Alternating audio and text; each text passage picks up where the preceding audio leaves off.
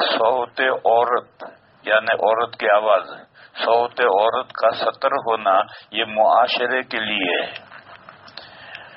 صلاۃ کے لیے نہیں۔ یہ بات میں نے جو کہی تھی، مجھ سے حوالہ پوچھو، حضرت مفتی شفیع صاحب قدس سرہ کا، یہ ہمارے حلقے کے بہت بڑے مفتی ہیں، اب نہیں ہیں، ان کے صاحبزادے مفتی تقی صاحب موجود ہیں۔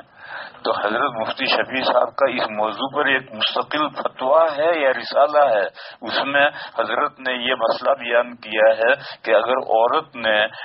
امام صاحب کو لقمہ دے دیا منہ سے اور امام صاحب نے وہ لقمہ لے لیا تو نماز فاسد نہیں ہوگی۔ اور یہ جو فقہ میں ہے کہ صوت المرأۃ عورت، یہ معاشرتی مسئلہ ہے کہ عورت اجنبیوں کو اپنی آواز نہ سنائے۔ یہ مفتی شفیع صاحب نے یہ فتویٰ لکھا ہے، میں نے اپنی طرف سے نہیں کہا، یہ بات مفتی صاحب نے بیان کی۔ بہرحال یہ معاشرے کے لیے، صلاۃ کے لیے نہیں۔ بس عورت نماز میں لقمہ دے سکتی ہے نہیں، عورت نماز میں لقمہ دے گی اور مرد امام صاحب لقمہ لے لیں گے تو نماز فاسد نہیں ہوگی۔ دے سکتی ہے نہیں،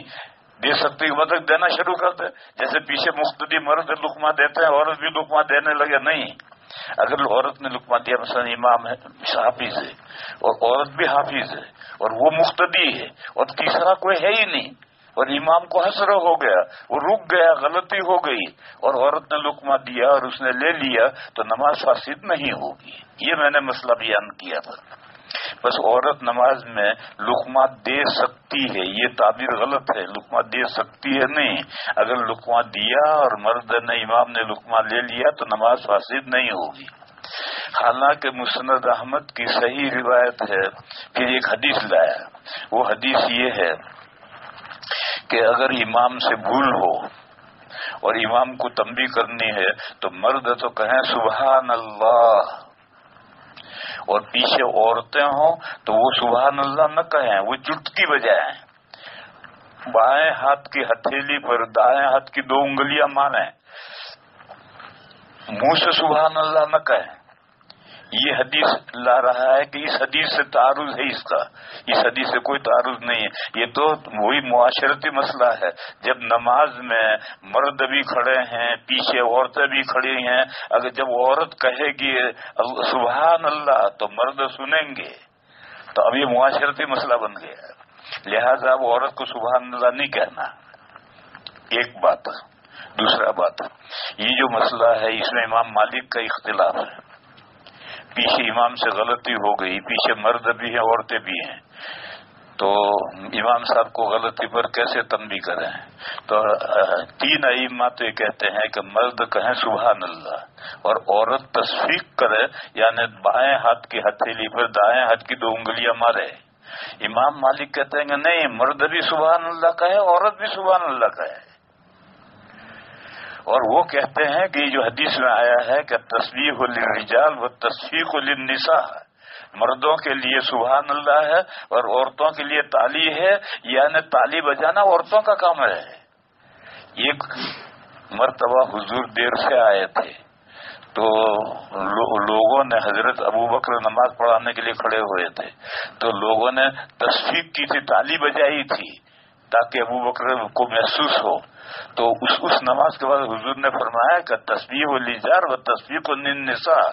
اور مردوں کے لیے سبحان اللہ ہے اور تالی بجانا عورتوں کے لیے ہے، یعنی تم نے جو یہ تالیاں بجائی، کیوں تالی بجائی؟ یہ تو عورتوں کا کام ہے۔ اس لیے امام مالک علیہ الرحمہ فرماتے ہیں کہ نماز میں اگر غلطی ہو تو مرد مقتدی بھی سبحان اللہ کہیں گے، عورتیں بھی سبحان اللہ کہیں گے۔ معلوم ہوا کہ عورت کے آواز نکلنے سے اگر نماز فاسد ہو جاتی ہے تو امام مالک سے پوچھو کیسے نماز فاسد ہو گئی، اور کیسے انہوں نے کہا کہ عورتیں بھی سبحان اللہ کہیں گے۔ بہرحال یہ جو ابو داؤد کی حدیث سے اعتراض کر رہا ہے وہ سمجھا کچھ نہیں ہے، یہ تو خود معاشرتی مسئلہ بن گیا، جہاں مرد بھی مقتدی ہیں اور عورت بھی مقتدی ہے، وہاں اگر وہ کہے گا سبحان اللہ کہے گی تو مرد سنیں گے، پیچھے سے آواز آئے گی تو بھی مرد سنیں گے، تو معاشرتی مسئلہ بن گیا۔ اور میں نے جو مسئلہ بیان کیا تھا وہ یہ تھا کہ امام اور پیچھے امام حافظ ہے، مقتدی عورت ہے وہ بھی حافظ ہے اور غلطی ہوئی، یا مرد بھی ہے عورتیں بھی ہے، کوئی مرد لقمہ صحیح دینے والا ہے ہی نہیں، حافظ ہے مگر نہیں ہوا ذہن منتقل، اور پیچھے عورت حافظ ہے اس کو ذہن منتقل ہوا اور اس نے لقمہ دے دیا اور امام نے لے لیا تو اسے نماز فاسد نہیں ہوگی۔ بہرحال معاشرتی مسئلے میں اور عورت کو سبحان اللہ نہیں کہنا چاہیے، تصویر کرنی چاہیے، ان دو مسئلوں میں کوئی تعارض نہیں ہے۔